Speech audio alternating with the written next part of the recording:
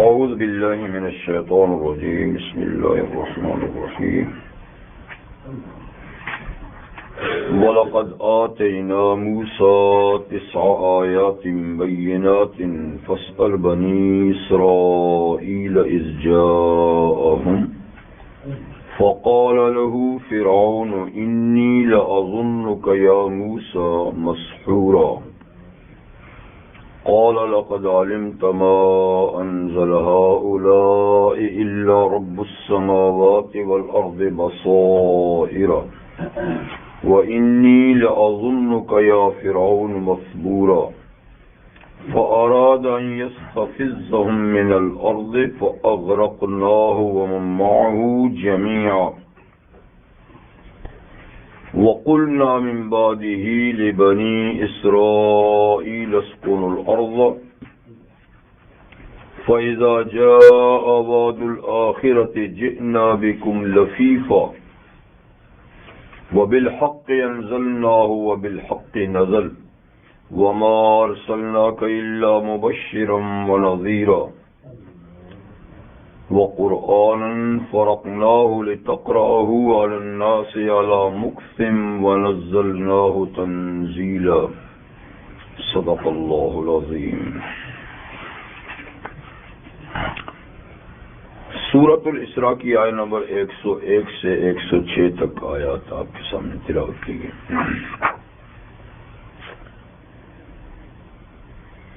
ان آیات مبارکہ سے پہلے ان مطالبات کا ذکر تھا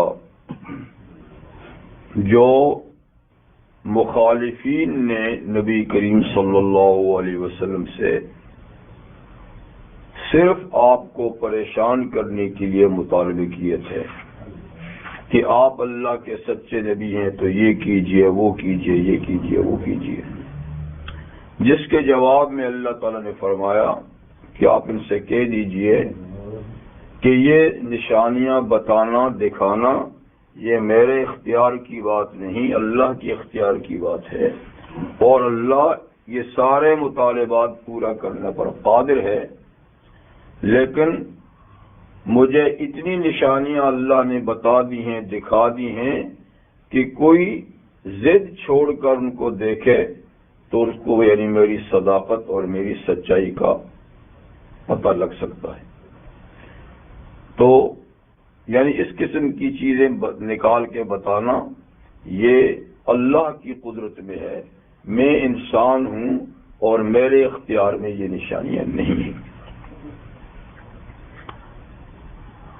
اب جو آیات میں نے تلاوت کی ہیں یہ موسیٰ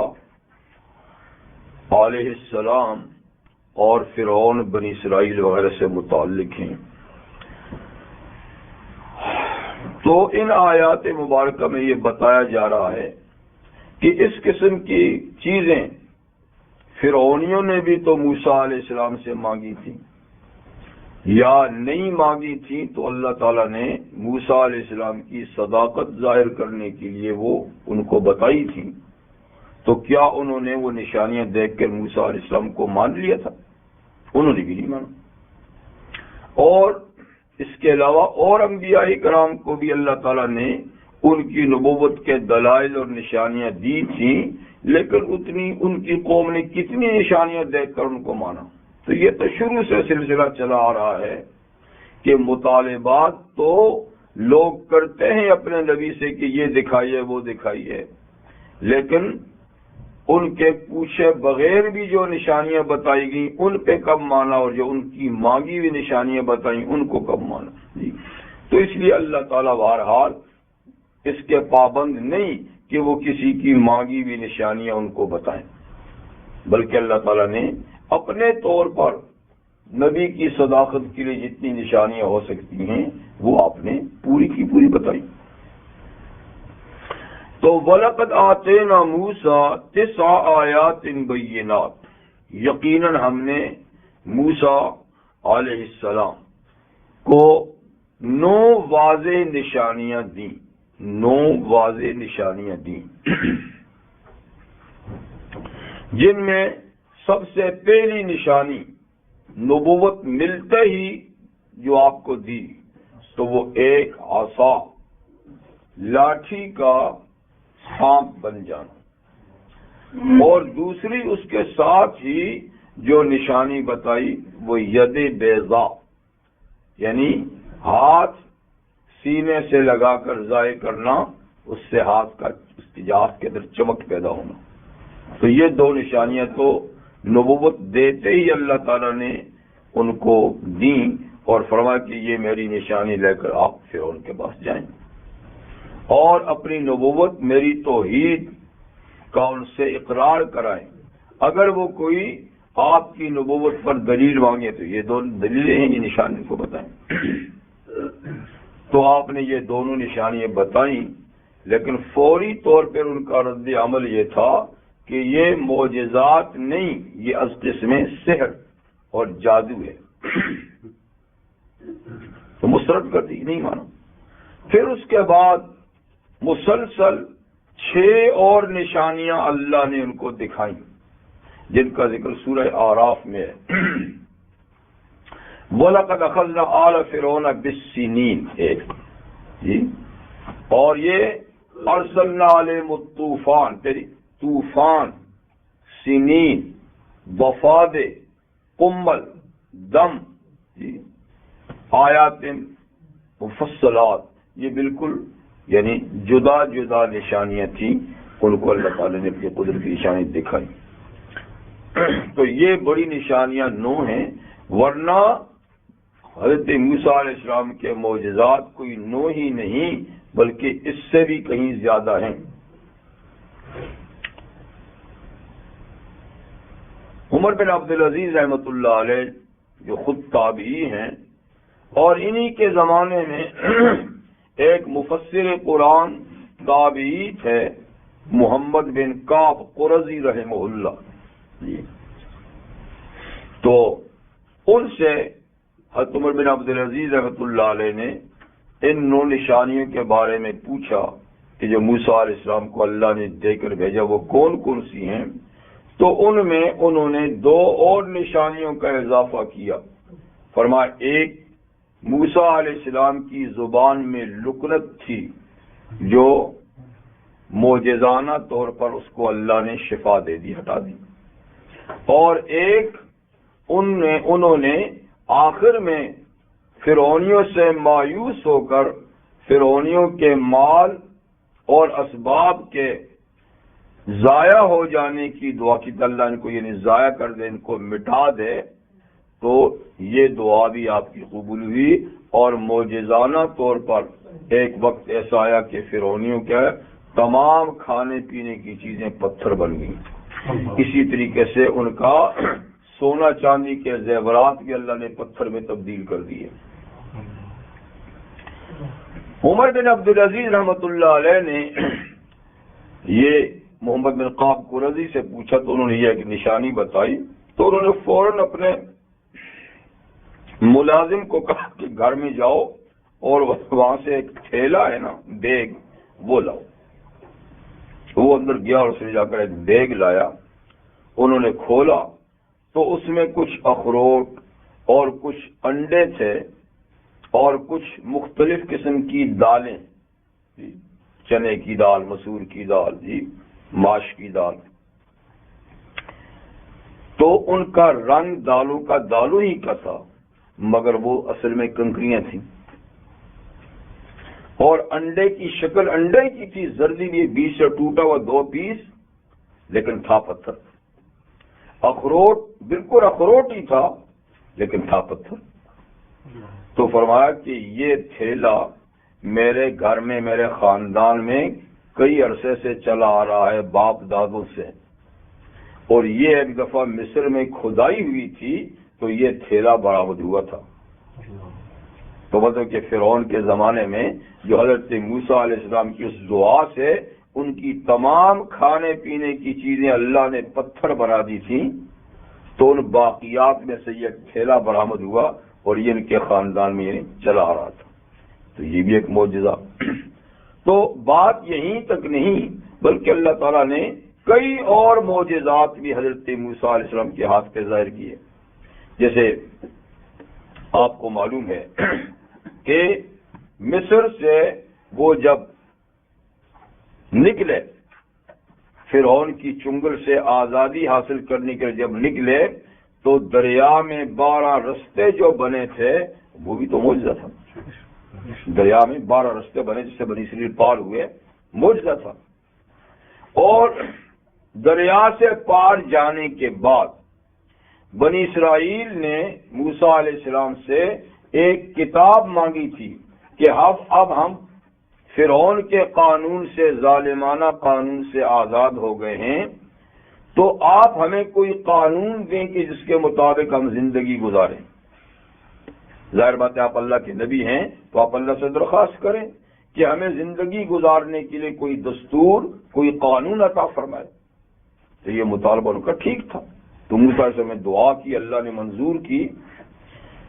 تو اللہ تعالیٰ نے ان کو طلب کیا کہ تم کوئی طور پہ آ جاؤ، اور 30 اور پھر اس کے بعد 10 دن مزید، یعنی 40 دن یہاں اعتکاف کرو، روزہ رکھو، تو تمہیں میں کتاب دوں گا جس میں قانون ہوگا بنی اسرائیل جس میں زندگی گزارے گا. تو آپ وہاں تشریف لے گئے. جی ہے، اس عرصے میں پیچھے سے بہت سے بنی اسرائیلیوں نے ایک بچڑا بنا کر اس کو پوجنا شروع کر دیا، انہی زیورات کا جو فرعونیوں سے مانگ کے لائے تھے.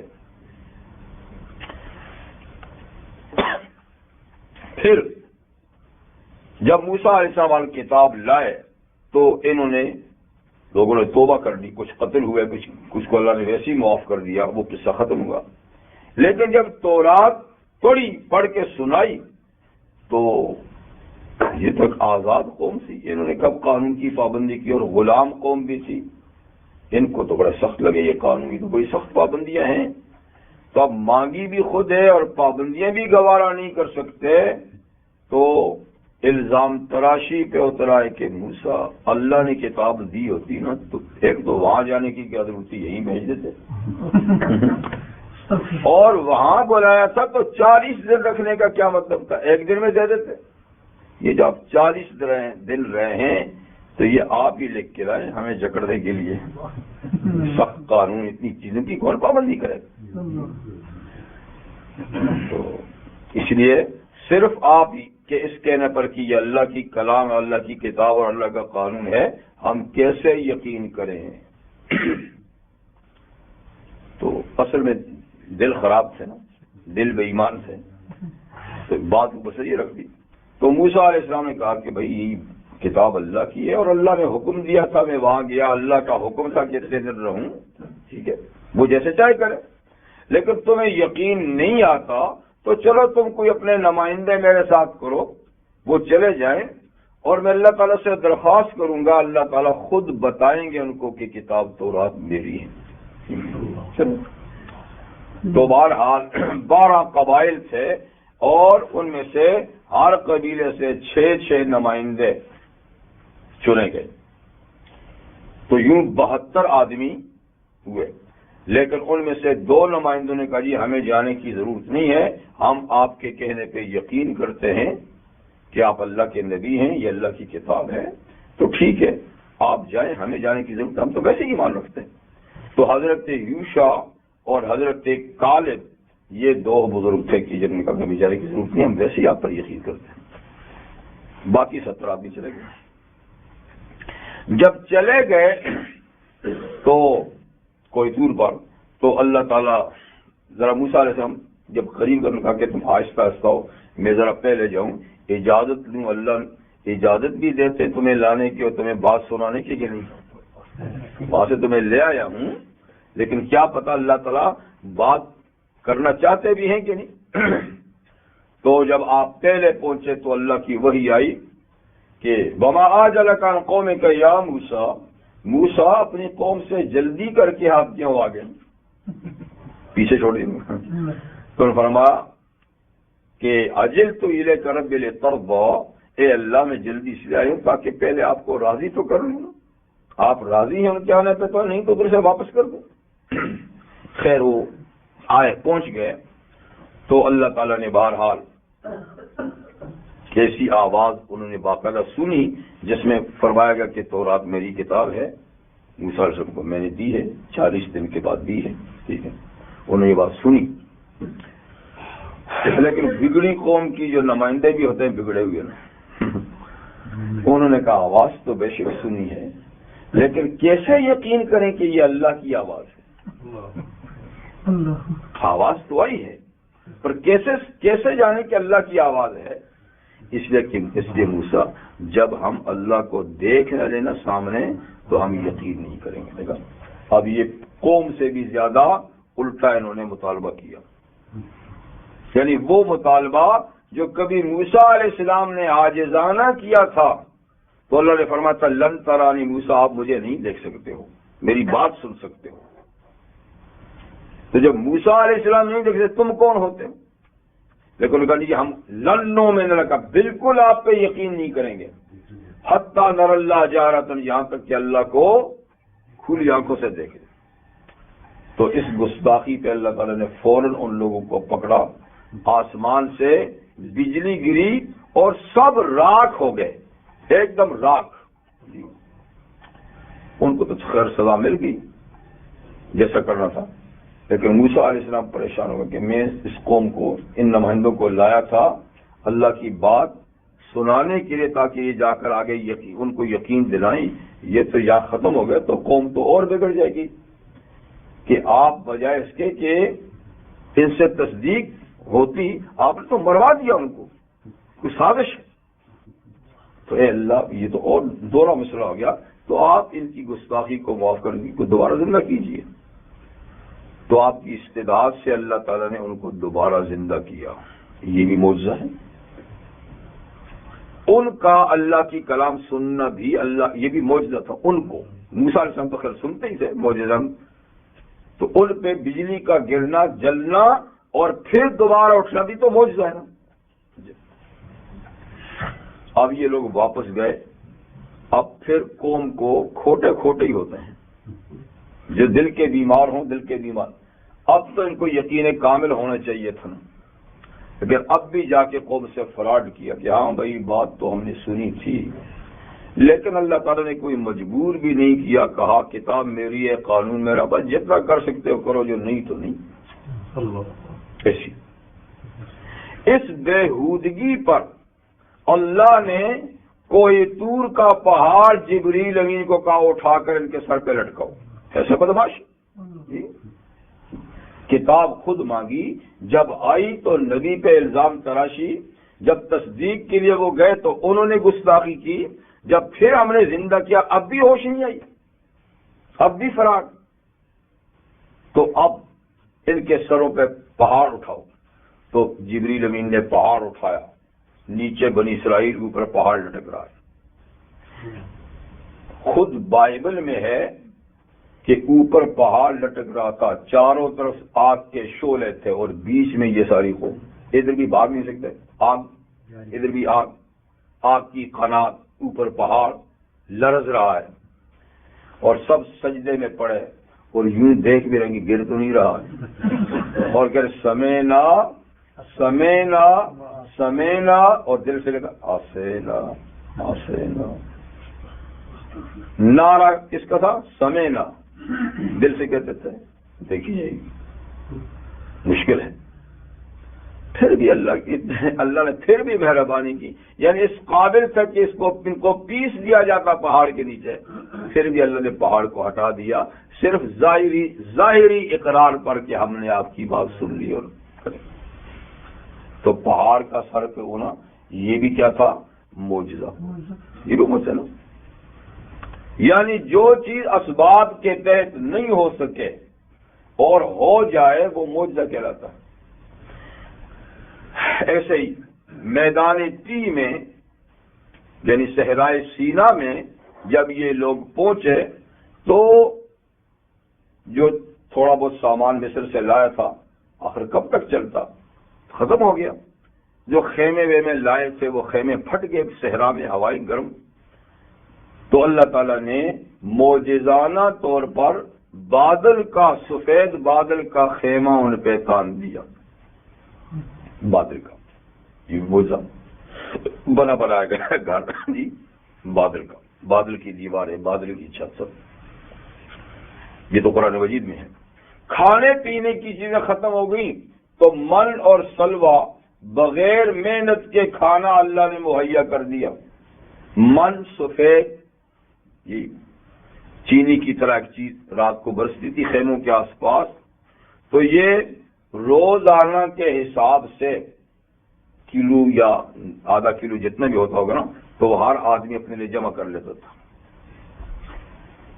اور سلوہ یہ بٹیر کی قسم کے پرندے ہوتے تھے، سمندر سے خود اڑ کے آتے اور ان کے خیموں کے پاس بیٹھ جاتے، تو شکار کرنے کی ضرورت نہیں ہوتی تھی، یوں ہاتھ پکڑا تو پکڑ لیا، باتیں ہی نہیں تھے، تو پکڑ کے ذبح کر کے اس کا کباب اور یہ روٹی کی جگہ.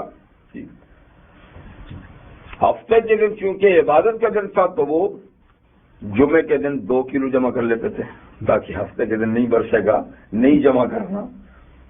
تو بہرحال یہ مفت کا کھانا مہیا ہو گیا. پانی کی ضرورت پڑی تو اللہ تعالیٰ نے ایک پتھر سے 12 چشمے جاری کر دیے، 12 قبیلوں کے. پانی کا انتظام یہ معجزانہ طور پہ ہو گیا، کھانے کا بھی ہو گیا، ٹھیک. اور اس کا اور تاریخی روایات میں، یہ قرآن اور حدیث میں نہیں، تاریخی روایات میں ہے کہ رات کو روشنی کے لیے خود ایک ٹیوب لائٹ جو ہے نا بلند ہو جاتی تھی. سارے خیموں کا جو بستی تھی ان کی خیموں کی بستی، اس کے سینٹر میں ایک نور کی، ایک روشنی کی لائٹ خود بخود روشن ہو جاتی تھی رات کو. یعنی وہ کچھ چیز ہوتی نہیں تھی، لیکن اس طرح جیسے یہ آپ کی ٹیوب لائٹ ہے، ایسی لمبی اتنی بڑی کہ وہ پورا ایریا رات کو روشن ہوتا تھا. تو لائٹ کا بھی انتظام ان کے پاس ہو گیا، کھانے پینے کا بھی ہو گیا.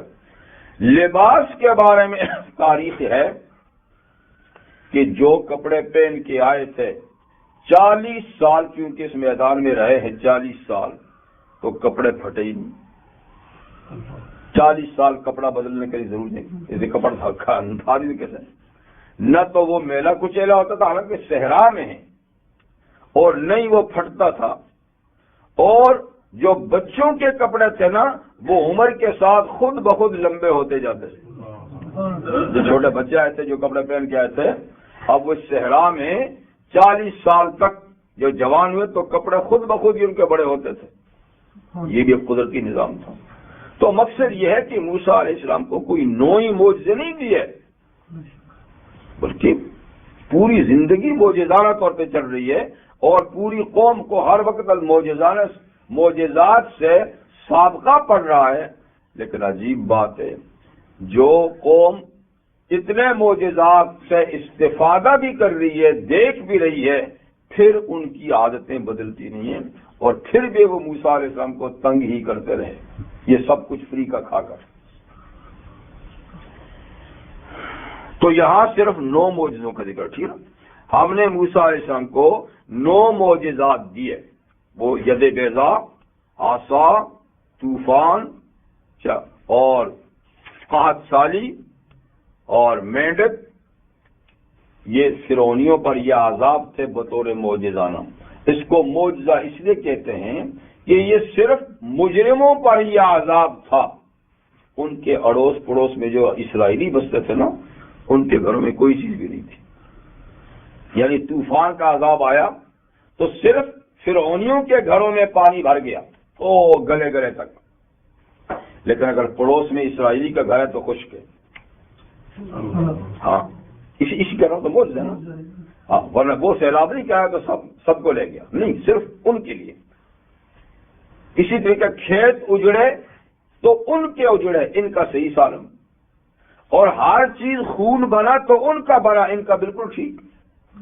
تو کہتے ہیں تاریخی بات ہے کہ جب ان کی ہر چیز اللہ نے خون بنا دی تو پاس میں تو پڑوس میں وہ بھی ہوتے تھے.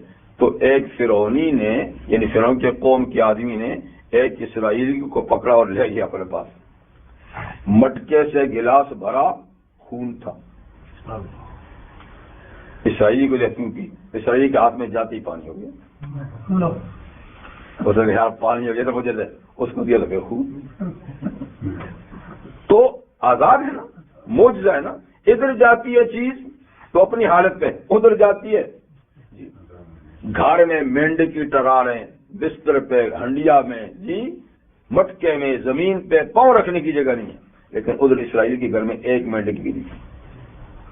جوئیں پڑنے کا عذاب آیا تو سب فرعونیوں پر، اور سر سے پاؤں تک جوئیں برتنوں میں، ہر چیز میں، جی.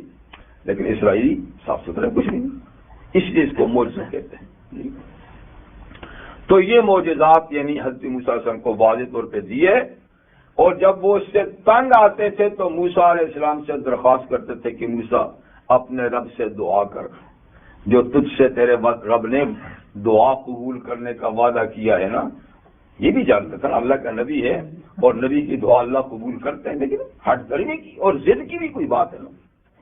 تو درخواست کرتے تھے فرعونی، یا موسیٰ ادع لنا ربک بما عہد عندک لئن کشفت عنا الرجز، اگر یہ عذاب آپ نے دور کرا دیا نا اللہ تعالیٰ سے، لنؤمنن لک، ہم یقیناً تجھ پہ ایمان لائیں گے، وَلَنُرْسِلَنَّ مَعَكَ بنی اسرائیل، اور تیری قوم بنی اسرائیل کو آزادی بھی دے دیں گے، تیرے ساتھ جانے کی اجازت دی.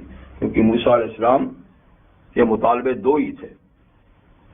ایک مطالبہ تھا اللہ کی توحید کا اقرار کرانا ان سے، دوسرا مطالبہ تھا اپنی قوم کو آزادی دلانا کا. دونوں مطالبے مان لیں گے. تو موسیٰ سے دعا کرتے تھے، دعا کرتے وہ عذاب ہٹ جاتا تو پھر کہتے پورا کرو گا، پھر آئیں بائیں شائیں کر لیں گے، دیکھی جائے گی، چھوڑیے یار یہ تو جادو کیا تھا آپ نے بس. پھر دوسرا عذاب آتا تو پھر تنگ آ کر وہی سوال کرتے، پھر موسیٰ علیہ السلام دعا کرتے، وہ ہٹ جاتا اور پھر وہی اسی طرح کی باتیں کرتے اور اس کو کہتے یہ تو ہوئے تھے. 12 یہ 6 متواتر یہ ہوتے رہے، اور 7واں جو ہے ید بیضا، 8واں جو ہے وہ عصا ہو گیا، اور 9واں وہی جو پھر آخر میں موسیٰ علیہ السلام نے دعا کی کہ ربنا اطمس علی اموالہم، اے اللہ ان کے مالوں کو مٹا دیں جس پر یہ مغرور ہو کے تیری بات نہیں مانتے. ان کو مال اور اقتدار کا غرہ ہے، قوت اور طاقت پہ یہ مغرور ہیں، اس لیے نہیں مانتے. تو ذرا اسی کو مٹا دے تاکہ ان کو پتہ چلے کہ کس چیز پہ یہ غرہ کر رہے ہیں. تو یہ دعا تو موسیٰ علیہ السلام نے کی، لیکن دعا قبول ہوئی تھی 40 سال کے بعد. 40 سال تک عیش و عشرت کرتے رہے، ستاتے رہے، ہوتا رہا. 40 سال گزرنے کے بعد ایک دم صبح اٹھے تو ساری چیزیں پتھر، کھانے پینے کی چیزیں ہیں یا اور مال و دولت ہے، کوئی چیز بھی سب پتھر بن گئی. فَاسْأَلْ بنی اسرائیل، تو آپ بنی اسرائیل سے پوچھ لیجئے جی کہ موسیٰ علیہ السلام کو ہم نے 9 نشانیاں دی. اس جب موسیٰ علیہ السلام ان کے پاس تشریف لائے تو بنی اسرائیل سے پوچھئے کتنی نشانیاں لے کر آئے تھے، تو آپ کو بتائیں گے 9 لے کر آئے تھے. فقال له، کیونکہ موسیٰ علیہ السلام نے کہا 2 قوموں کے پاس آئے تھے، بنی اسرائیل اپنی قوم اور قبطی فرعون کی قوم. تو ایک قوم نے تو مان لیا جن کی قوم تھی، اور دوسری قوم نے نہیں مانا نا. تو موسیٰ علیہ السلام سے فرعون نے کیا کہا، انی لاظنک یا موسیٰ مسحورا، میں خیال کرتا ہوں تیرے بارے میں اے موسیٰ کہ تجھ پر کسی کا جادو چل گیا ہے. تو جو یعنی ایسی باتیں کرتا ہے، معاذ اللہ ثم معاذ اللہ، اس کے کہنے کے بعد تو جو بہکی باتیں کرتا ہے تو یہ کوئی تجھ پر جادو چل گیا ہے. تو یہ ایک بہت بڑی سخت بات ہے نا، ایک اللہ کے نبی کو کہیں کہ تجھ پہ جادو ہے اور اس کے اثرات سے تو ایسی الٹی سیدھی باتیں کرتا ہے جی، اور کہتا کہ مجھ سے سوا، میرے سوا بھی کوئی خدا ہے جی جس کی تو باتیں کرتا ہے، مجھے تو دکھائی نہیں دے رہا، ساری قوتیں، سارا مال، سب چیز تو میرے پاس ہیں، تو کسی اور خدا کی بات کرتا ہے تو جیسے کہ تجھ پہ کسی کا جادو چل گیا ہے. لیکن حضرت موسیٰ علیہ السلام نے کتنا شریفانہ انداز سے اس کا جواب دیا. وہ چاہتے تو جواب ایسا ہی دے دیتے نا کہ الٹی تیری کھوپڑی خراب ہے.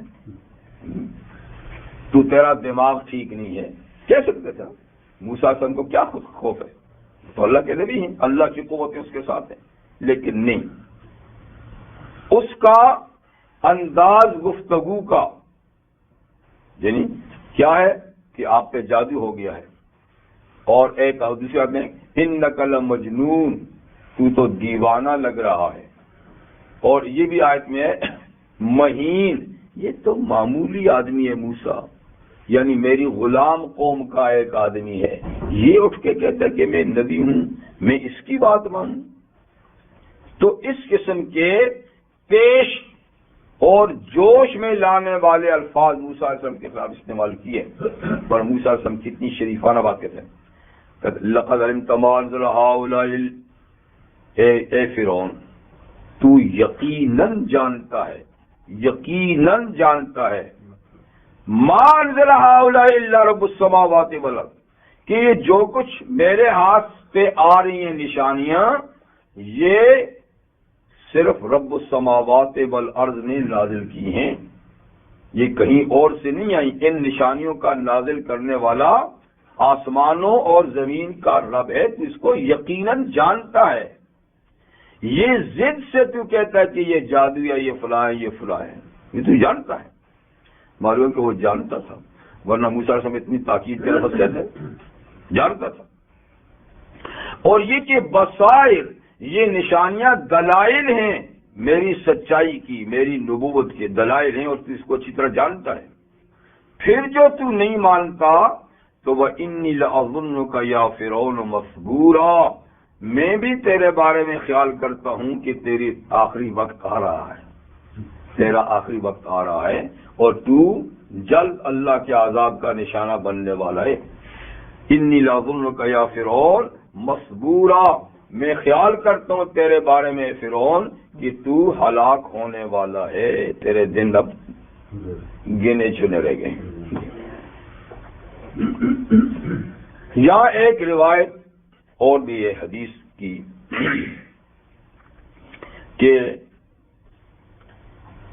اہل کتاب نے نبی کریم صلی اللہ علیہ وسلم کے زمانے میں جو یہودی تھے، انہوں نے نبی کریم صلی اللہ علیہ وسلم سے ایک سوال کیا تھا کہ بتائیے اگر آپ اللہ کے سچے نبی ہیں تو ہمارے نبی موسیٰ علیہ السلام کو اللہ نے کتنی نشانیاں دی تھیں؟ تو کبھی کبھی یہودی حضور سے اس قسم کے سوالات کیا کرتے تھے نا، جیسے ابھی پیچھے آپ کو بتایا تھا کہ انہوں نے مشرکین کو 3 سوال سکھا کے بتایا تھا کہ یہ ان سے پوچھنا، روح کیا ہے، ذوالقرنین کون تھا، اصحاب کہف جی، اور کبھی یہ سوال بھی سکھایا تھا کہ موسیٰ علیہ السلام کی کہانی پوچھنا۔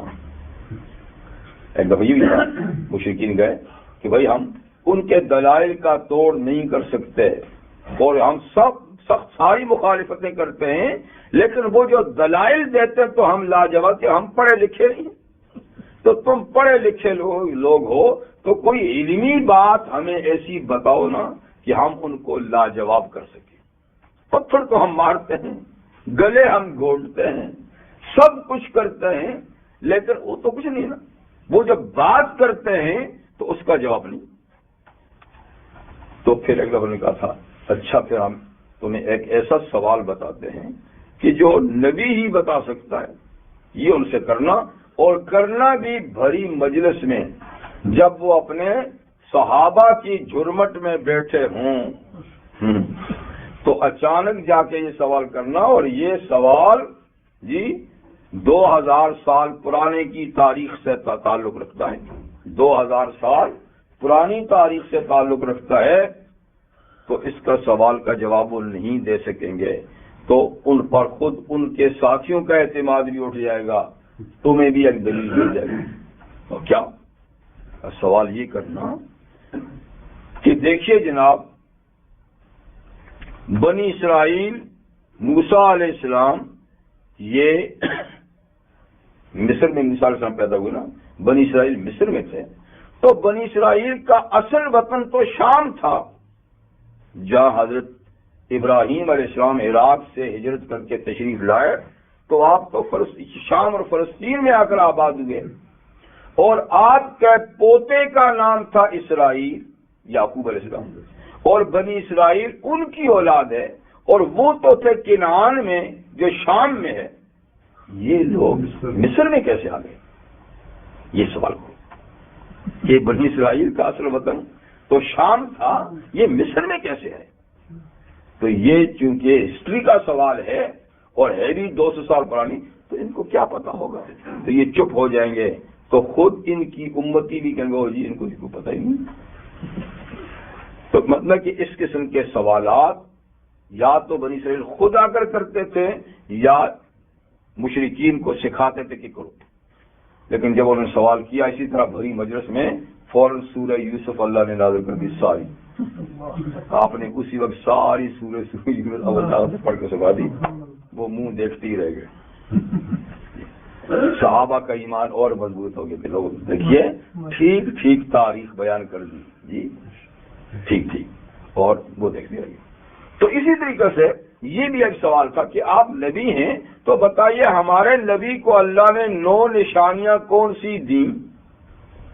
تو دراصل 9 نشانیاں تو وہی جو میں نے ابھی آپ کو بتا دی، جو سورہ آراف میں ہیں یا دوسری صورتوں میں 2-3 الگ الگ ہیں، لیکن ایک حدیث میں یہ ہے کہ حضور علیہ السلام نے ان کے سوال کے جواب میں بجائے ان کی مطلوبہ چیزیں بتانے کی ان کے لیے قابل عمل چیزیں بتائیں۔ کبھی کبھی ایسا ہوتا ہے کہ پوچھنے والا کچھ پوچھتا ہے لیکن جواب اس کو وہی نہیں دیا جاتا جو سوال تھا، بلکہ اس سے زیادہ مفید جواب دیا جاتا ہے جس میں اس کا فائدہ ہے۔ مطلب کہ سوال کا جوں کا توں جواب دیں تو اس میں کوئی فائدہ نہیں، لیکن اس کی جگہ کوئی دوسرا جواب دے دیں اس میں فائدہ ہے، تو ایسے جواب کو کہتے ہیں جواب اعلیٰ اسلوب الحکیم، یعنی جو پوچھا تھا وہ نہیں بتایا، اس کی جگہ کوئی فائدے والی چیز بتائی، کیونکہ اس کے جواب دینے میں کوئی ان کا فائدہ نہیں۔ تاریخی طور پہ تو معلوم ہے کہ تاریخی بات ہے، لیکن فائدہ کوئی عملی کام نہیں۔ تو جب انہوں نے 9 نشانیاں مانگی، پوچھی کون سی، تو حضور صلی اللہ علیہ وسلم نے 10 احکام ان کو بتا دیے تورات کے کہ نشانیاں دیکھ کر کیا کرو گے۔ وہ تو موسیٰ علیہ السلام کے ساتھ ختم ہوگی، وہ پوچھ کر کیا کرتے ہو؟ پوچھو جو موسیٰ علیہ السلام پہ اللہ نے 10 قانون اور 10 احکام بھیجے تھے جو آج تک قابل عمل ہے، وہ پوچھو، اس پہ عمل کرو تو کچھ بات بنے گی۔ نشانیاں پوچھ کر کیا کرو گے؟ تو آپ نے 9 نشانیوں کے جواب میں فرمایا کہ دیکھو تورات میں اللہ کا ایک حکم یہ ہے کہ اللہ کے ساتھ شریک نہ ٹھہرو، ماں باپ کی نافرمانی نہیں کرو، چوری نہیں کرو، بدکاری نہیں کرو جی، قتل ناحق نہ کرو، ناحق کسی کو قتل نہیں کرو، جادو نہیں کرو، میدان جنگ سے بھاگو نہیں جی، اور کسی بے گناہ کو پھنساؤ نہیں، اور فرمایا کہ 10ویں، یعنی یہ باتیں تو جیسے بنی اسرائیل کے لیے ہمارے لیے بھی ہے نا، یہ ہماری شریعت میں بھی یہ احکامات ہیں، لیکن 10ویں بات صرف بنی اسرائیل کے لیے مخصوص تھی، وہ ہمارے لیے نہیں، وہ یہ کہ ہفتے کے دن کی تعظیم کرو، اس میں صبح سے شام تک عبادت کرو، کوئی دنیا کا کام نہ کرو۔ یہ پہلے سورہ نحل کے آخر میں میں آپ کو بتا چکا ہوں کہ ہفتے کے 7 دنوں میں 3 امتوں کے 3 دن ہیں۔ یہودیوں کے لیے بابرکت ہفتے کا دن، وہ ہفتے کا دن ہے سیٹرڈے، ٹھیک ہے، اور عیسائیوں کے لیے سنڈے ہے، اور مسلمانوں کے لیے فرائیڈے ہے، ٹھیک ہے نا۔ اللہ نے جب سے دن اور رات کا نظام پیدا کیا ہے اور سال اور مہینے بنائے ہیں، ہفتے کے 7 دن بنائے ہیں، تو اللہ تعالیٰ نے اسی وقت سے 7 دنوں میں سے ہفتے یعنی جمعے کے دن کو عظمت والا دن بنایا ہے کہ 7 دنوں میں جمعے کا دن عظمت کا دن ہوگا، سید الانام ہو یعنی ایام ہوگا۔ تو اب ہفتہ واری عبادت کے لیے تو وہ دن متعین ہے، ٹھیک ہے نا۔ پھر یہ پہلی امت یہود ہے نا، تو یہودیوں سے پوچھا گیا کہ تم ہفتے میں ایک دن کو پسند کر لو عبادت کے لیے، کون سا کرتے ہو؟ جنہوں نے اختیار دیا تو انہوں نے سوچ بچار کے کہا کہ بس اللہ میاں نے چونکہ سیٹرڈے میں کوئی کام نہیں کیا، مطلب کوئی کام نہ کرنے کا مطلب یہ ہے نا کہ زمین آسمان 6 دن میں بنا ہے نا جی، تو 6 دن میں جو جمعے سے سٹارٹ ہو کر یعنی ہفتے سنڈے سے سٹارٹ ہو کر فرائیڈے شام کو ختم ہو گیا تھا، ہفتے کے دن نہیں کیا تو چلو ہفتے کے دن نقل کفر نہیں ہوتا، ان کی بے ادبی اور گستاخی کا لفظ یہ تھا کہ اللہ میاں 6 دن یہ کائنات بنا کر تھک گئے تھے، تو 7ویں دن وہ عرش پہ لیٹ گئے سارا دن، معاذ اللہ سما معاذ اللہ، یہ ان کی گستاخی ان کی بدلی ہے جی۔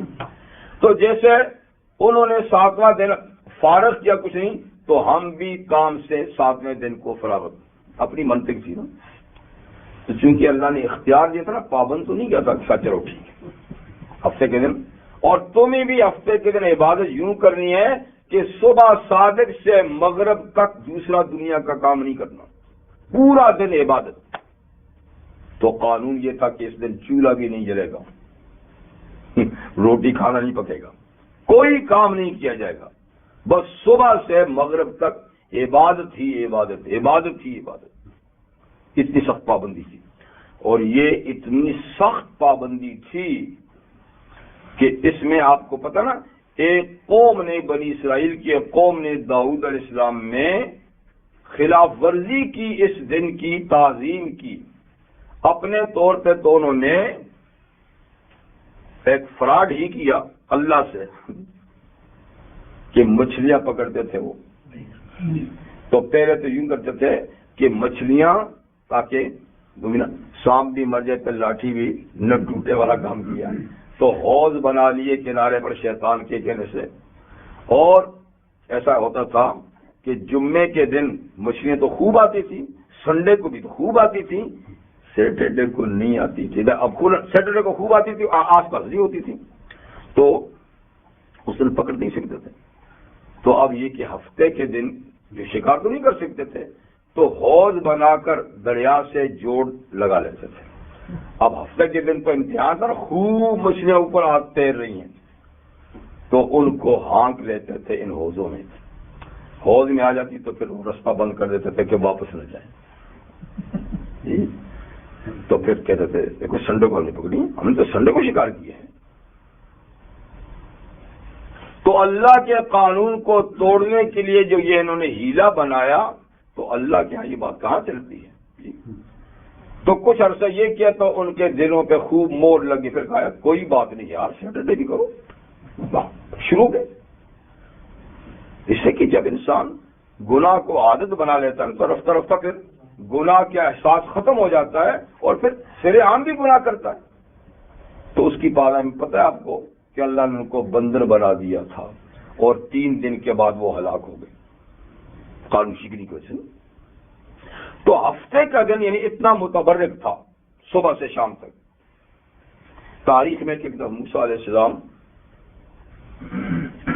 تشریف لے جا رہے تھے تو دیکھا ایک اسرائیلی نے سر پہ ٹوکرا رکھا ہوا کچھ سامان اور بازار کی طرف جا رہا۔ آپ نے پوچھا یہ کیا ہے؟ تو یہ تھوڑا سا سامان ذرا بیچنے کے لیے جا رہا۔ کہا تجھے پتہ نہیں ہے ہفتے کے دن ہے؟ اور پتہ ہے لیکن یہ تھوڑا سا ہے۔ تو یہ اتنا سخت قانون تھا کہ اسے پکڑوا کر اس کو قتل کرا دیا گیا۔ قتل کرا کے عبرت کا نشان بنانے کے لیے اس کی لاش کو دفن نہیں کرایا، میدان میں پھینکوا دیا۔ اس کی لاش کو درندے اور پرندے نوچ کر کھائیں، یہ عبرت کا نشان بناؤ۔ کس نے؟ یہ ہفتے کے دن اس نے سامان بیچنے کے لیے یہ کیوں گیا ہے؟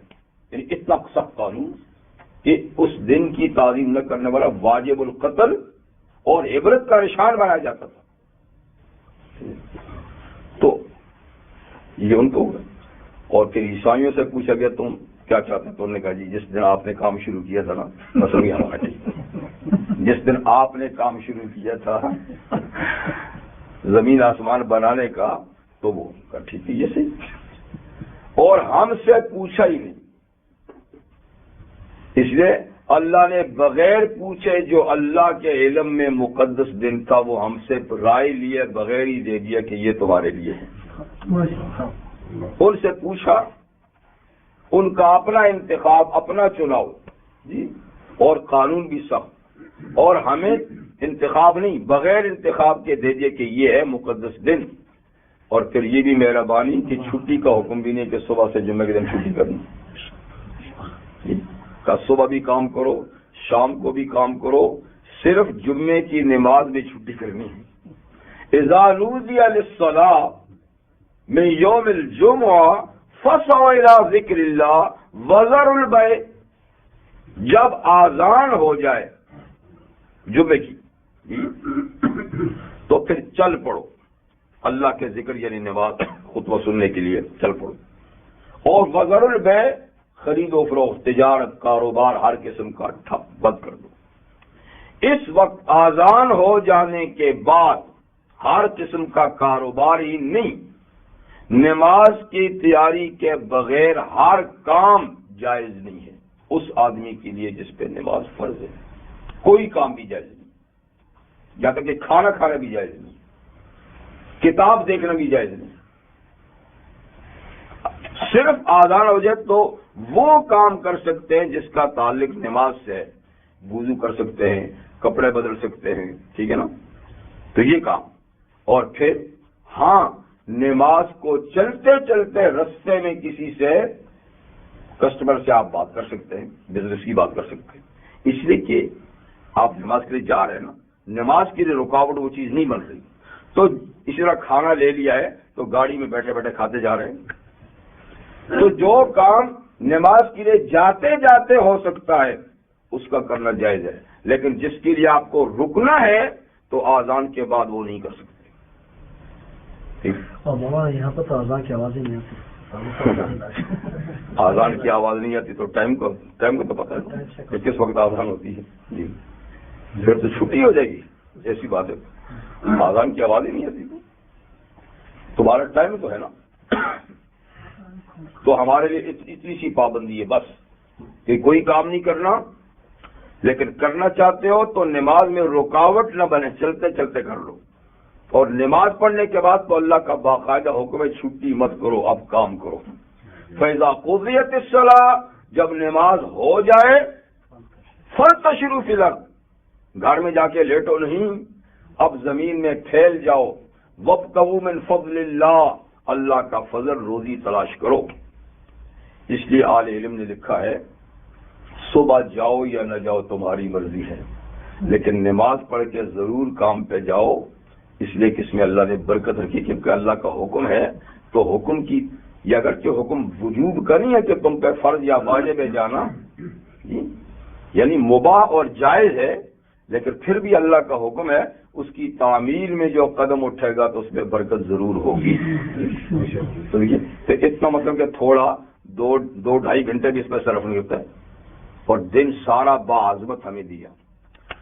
ایسا باعظمت دن کہ نبی کریم علیہ السلام نے فرمایا کہ جمعے کے دن ایک لمحہ، ایک ساتھ، تھوڑا سا ایک وقت ایسا ہے کہ اس وقت اگر کوئی بندہ مومن اللہ کے ساتھ متوجہ ہو تو اس وقت کی دعا رد نہیں ہوتی، اس کی دعا ضرور قبول ہوتی ہے. وہ وقت کون سا ہے متعین کر کے نہیں بتایا، اور اہل علم کے اس میں 36 اقوال ہیں کہ کون سا وقت ہو سکتا ہے. 36 یہ ہے، یہ ہے، یہ ہے، لیکن ان 36 باتوں میں سے 2 باتیں زیادہ پائیدار ہیں. یا تو یہ کہ جب امام خطبے کے لیے نکلتا ہے خطیب تو اس وقت سے لے کر نماز کا سلام پھیرنے تک کا وقت دعا کی قبولیت کا. اور یہ تو آپ جانتے ہیں کہ وہ اس وقت میں تو دعا کیا کرے گا آدمی، خطبہ سننا ہے تو دعا کرے گا تو ظاہر بات ہے کہ وہ دل ہی میں کر سکتا ہے، زبان سے یا ہاتھ اٹھا کے نہیں کر سکتا ہے. جی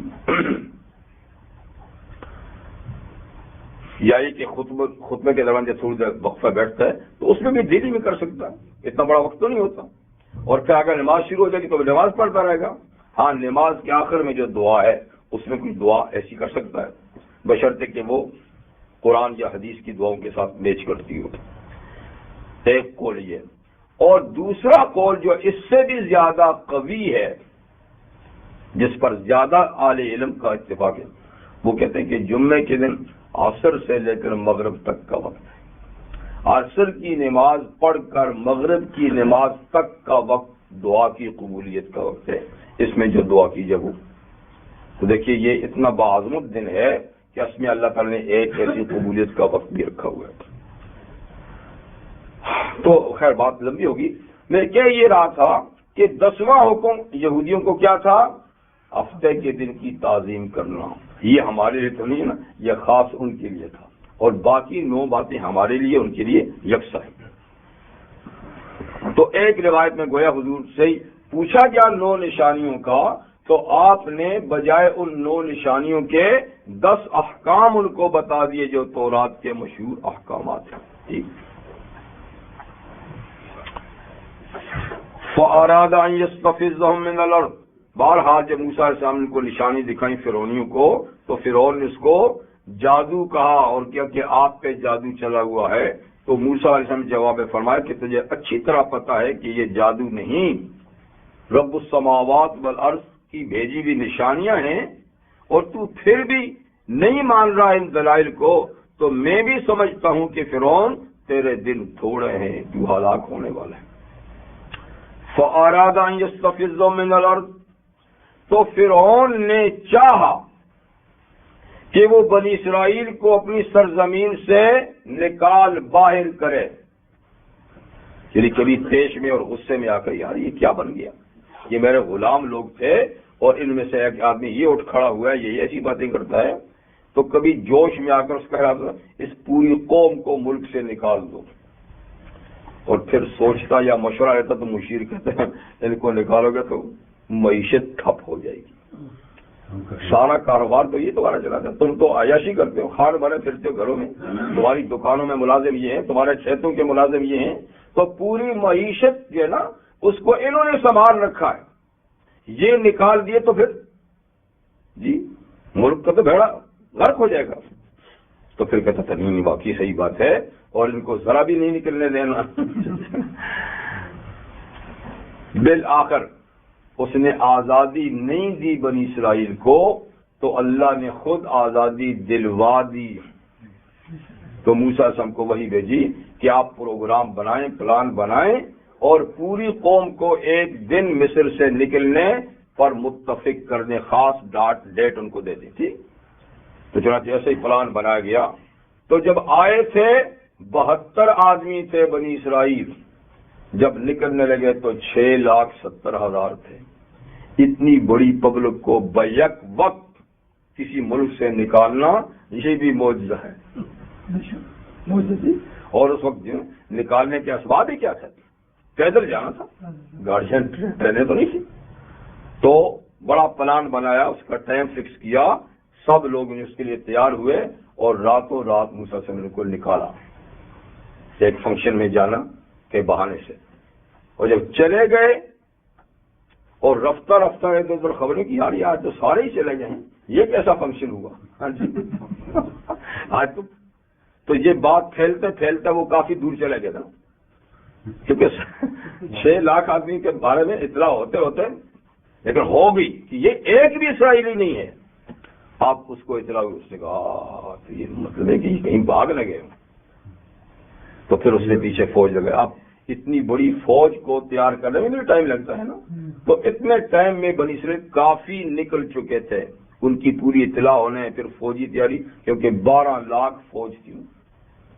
12 لاکھ فوج وہ تھی جو اسرائیلیوں کو پکڑنے کے لیے اس نے لگا رکھی تھی، اور جو ہوگی تو اس کو پتہ نہیں ہے. تو خود بھی فرعون اور تمام اس کے اہلکار، حکومت کے اہلکار جی، اور پوری فوج، یہ سب ان کے پیچھے گئی. وہ چلتے چلتے دریا کے کنارے پہنچ گئے تھے. ان کے پاس کچھ سامان ہے، گھوڑے ہیں، یہ تو تیزی سے.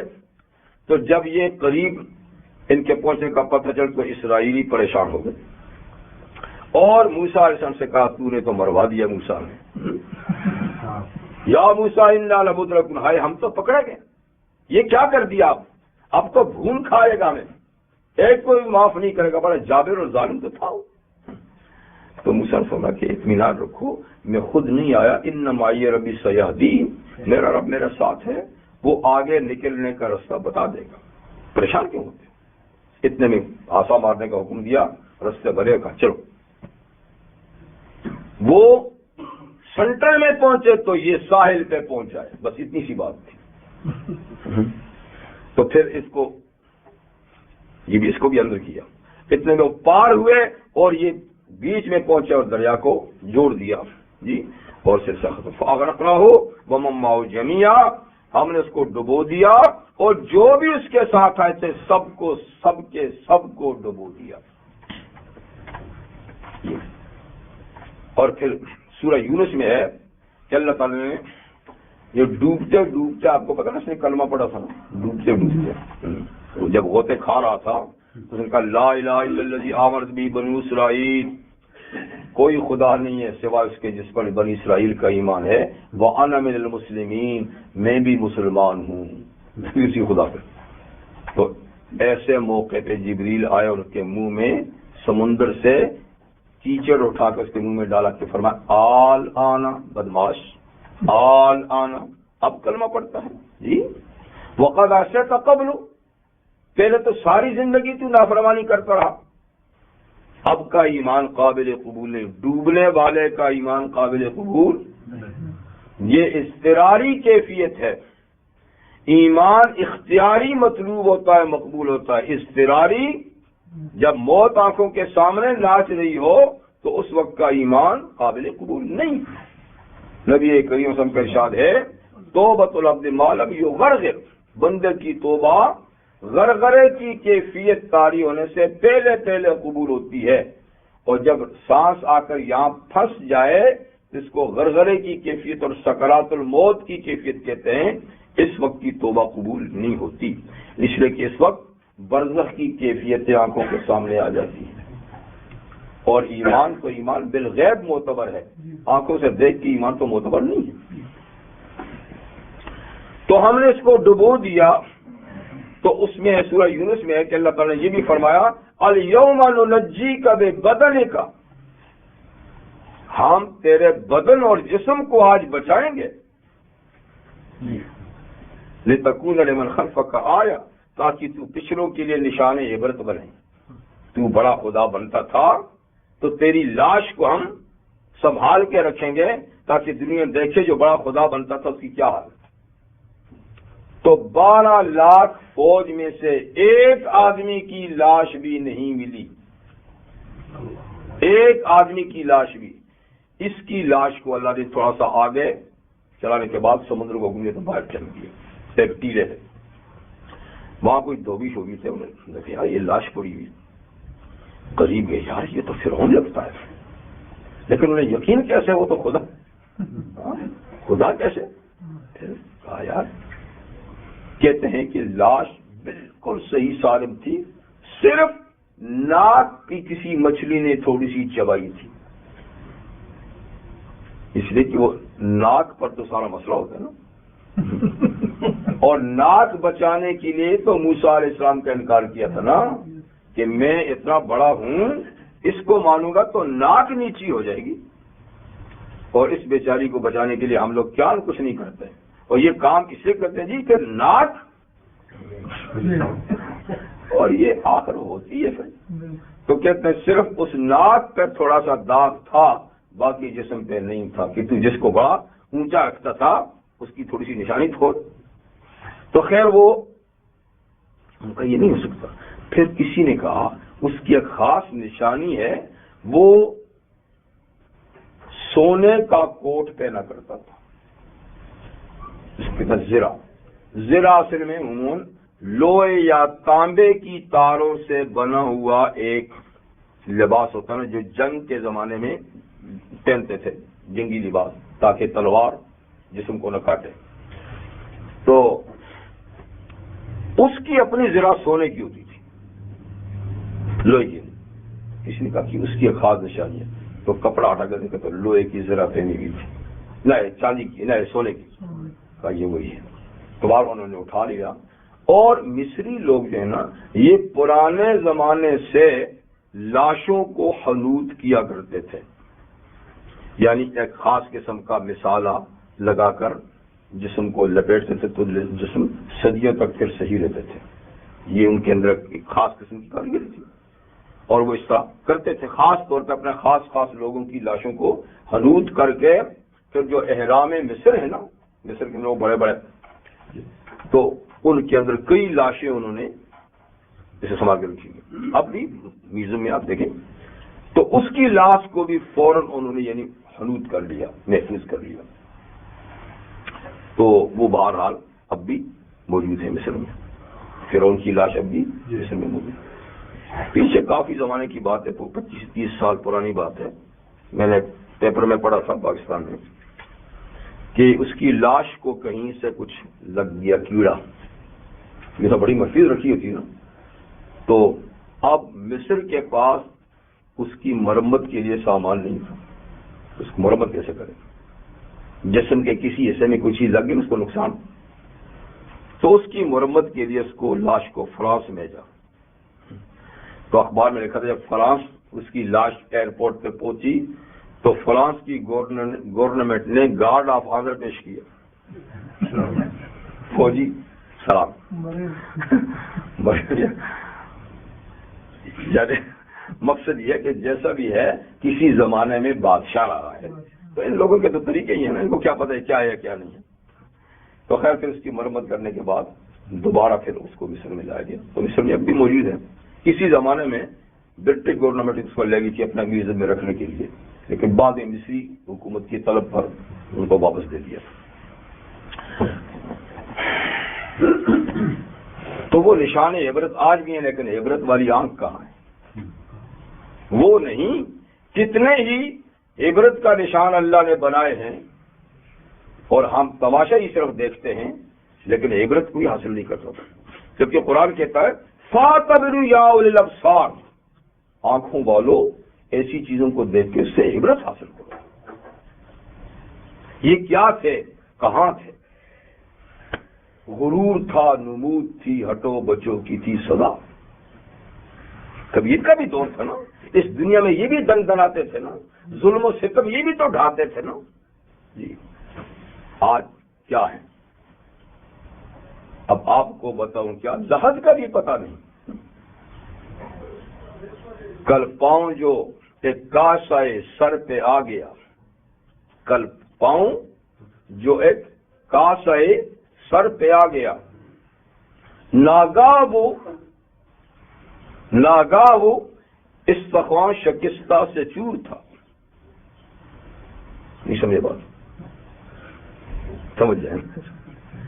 کہنے لگا کہ دیکھ کر چل رہا اے بے خبر، کہنے لگا کہ دیکھ کر چل رہا بے خبر، میں بھی کسی کا سرے پر غرور تھا، میں بھی کبھی کسی کا سرے پر غرور تھا۔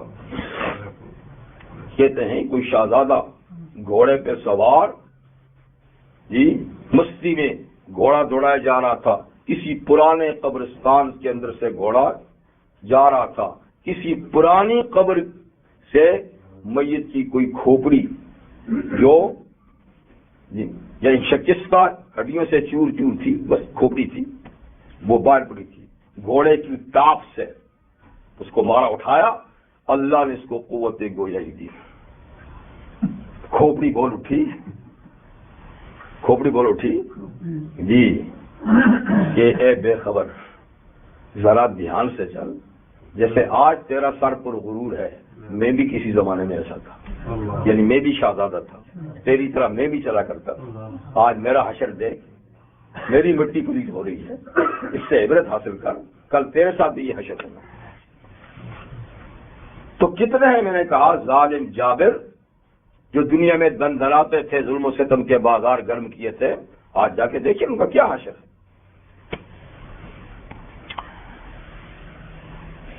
وَقُلْنَا مِن بَعْدِهِ لِبَنِي إِسْرَائِيلَ اسْكُنُوا الْأَرْضَ، اور ہم نے دشمن بنی اسرائیل کو ٹھکانے لگا کر ہم نے بنی اسرائیل سے اس کے بعد کہا اب تم زمین میں بسیرا کرو. دشمن تو گیا جی، ظالم تو گیا، اب مظلوموں کو کہا لیکن اس زمین سے مصر کی زمین مراد نہیں ہے، اس سے شام کی زمین مراد ہے جو ان کا اصل وطن تھا. اس لیے کہ بنی اسرائیل کو حکم تھا کہ تم موسیٰ علیہ السلام کی معیت میں اپنی اصل سرزمین شام کو جاؤ. اور شام جو ہے نا حرمین شریفین کے بعد سب سے زیادہ مقدس سرزمین ہے، اسی لیے وہاں بیت المقدس. ہاں تو شام وہ نہیں جو سیریا ہے آپ جس کو کہتے ہیں، یہ تو اس کا ایک صوبہ ہے. شام میں بیروت ہے، جارڈن ہے، فلسطین ہے، آپ کا اسرائیل ہے، یہ سارا ملک شام کا کہلاتا ہے اور اس کو ارض مقدس کہتے ہیں. ارض المقدس کتب اللہ علیکم، ان کو نسبت کہا تھا کہ اس سرزمین میں جاؤ جو مقدس سرزمین ہے اور اللہ نے وہ تمہاری قسمت میں لکھ دی ہے. تم جہاد کرو، تمہیں اللہ غلبہ دے گا اور اس سرزمین میں جاؤ. تو روئے زمین کے اندر ایک مقدس ترین خطہ ہے. اللہ تعالیٰ نے اس میں ظاہری برکات بھی رکھی ہیں، بڑا خوشنما علاقہ جی، سرسبز اور شاداب، پھلوں سے، پھولوں سے اور یعنی زرخیز زمینوں سے، نہروں سے آباد. مصر کا ایک بہت بڑا شاعر گزرا شوقی، جیسے ہمارے یہاں علامہ اقبال جی قومی شاعر ہے، تو مصر کے اندر وہ قومی شاعر، بلکہ اتنا بڑا شاعر اس کو مصری مانتے ہیں کہ وہ کہتے ہیں کہ پچھلے 100 سال میں ایسا شاعر نہیں پیدا ہوا. 100 یعنی پچھلے 1000 سال میں شوقی جیسا شاعر یعنی نہیں پیدا ہوا، اتنا بڑا ان کا مانو شیخ ہے. تو وہ ارض مقدس کے بارے میں ایک اس نے شعر کہا ہے، بات تو شاعرانہ ہے، یہ دین سے مطابقت نہیں رکھتی، آپ اس کو مجازی معنی دے دیں یا کچھ بھی دے دیں، تو لیکن بھارت ملک کی خوشنمائی اور رہنائی کے بارے میں اس نے کہا ہے آمنت باللہ واستثنیت جنتہ دمشق روح و ریحان و جنات. کہتے میں اللہ پر ایمان لایا کہ وہ تو سب سے بڑی حقیقت ہے، لیکن معاذ اللہ ثم معاذ اللہ نقل کفر کفر نہیں ہوتا.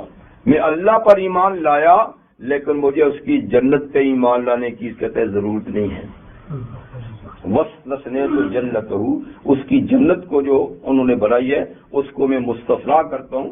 اس لیے کہ کہتا ہے یہاں دنیا میں جنت موجود جو ہے، کہتا ہے دمشق جو سیریا کے دار لوگوں نے، دمشق روح و ریحان و جنات، پھلوں پھولوں سے اور باغات سے لدی ہوئی سرزمین جو موجود ہے، تو مجھے کسی اور جنت کی کیا ضرورت ہے. سر یہ شاعرانہ بات ہے، لیکن اتنی بات تو ہے نا کہ سرزمین ایسی ہی ہے، سرزمین اسی لیے اللہ نے اس کو ارض مقدس فرمائی دی.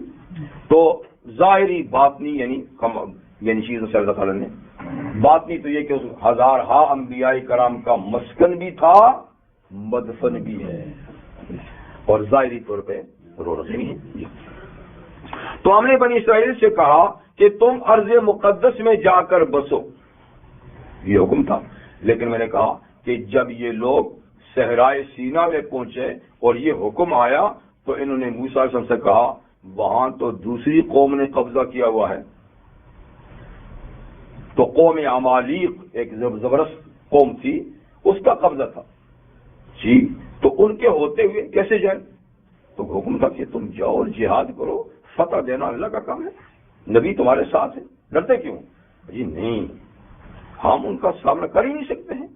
ہاں یہ کہ وہ خود وہاں سے بستر باندھنے چلے جائیں تو ہم چلے جائیں گے، بڑی اچھی بات ہے، خود چلے جائیں، لیکن ہم نے نہیں جانا. تو اللہ نے پھر قرآن حکیم میں فرمایا کہ 40 سال وہ سرزمین ان پہ حرام کر دی. اچھا تم جہاد نہیں کرنا چاہتے تو تم اس سرزمین میں 40 سال تک داخل بھی نہیں ہو سکتے جہاد کے انکار پر. چلو نہیں جا سکتے تو واپس مصر میں چلے جاتے ہیں، کب مصر بھی میں نہیں جانا چاہوں گا. تو 40 سال بنی اسرائیل کو صحرائے سینا میں اللہ نے قید رکھا.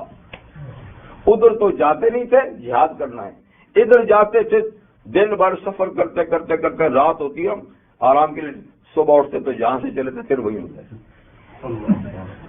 پھر وہی، پھر چلتے چلتے چلتے بس 40 سال اسی طریقے سے یتیہون فی حیران پریشان اس صحرا میں گزر گئے.